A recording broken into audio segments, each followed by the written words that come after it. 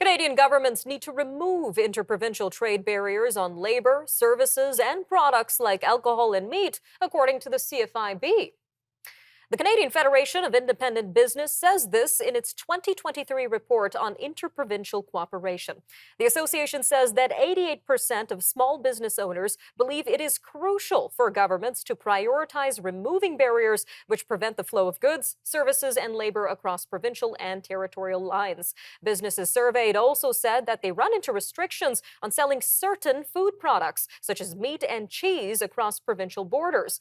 Well, joining us now to discuss this report is Mr. Marvin Cruz, the Director of Research at the CFIB. Mr. Cruz, welcome to Forum Daily. Hi, thanks for having me.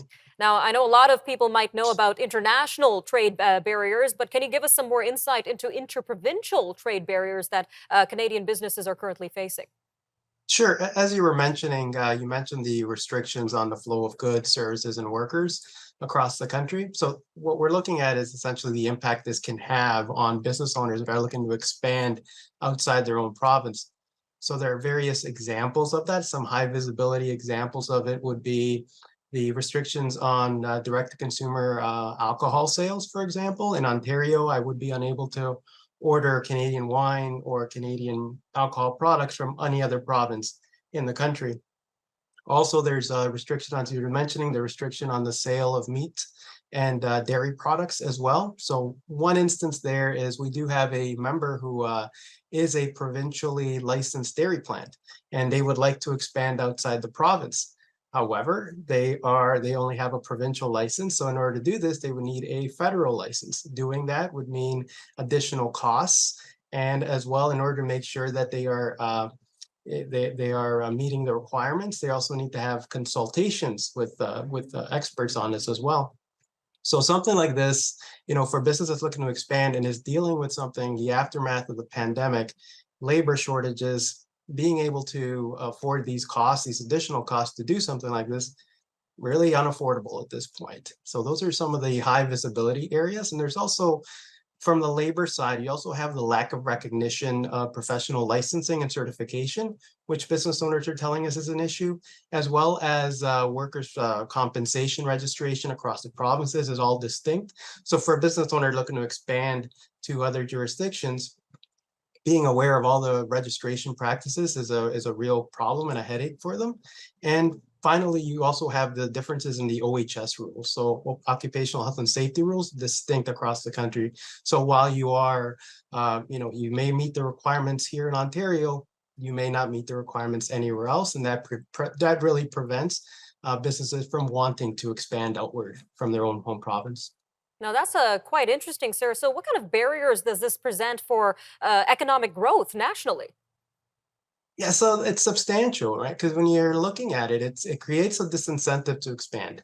So when you do that, you're essentially going to be reducing competition.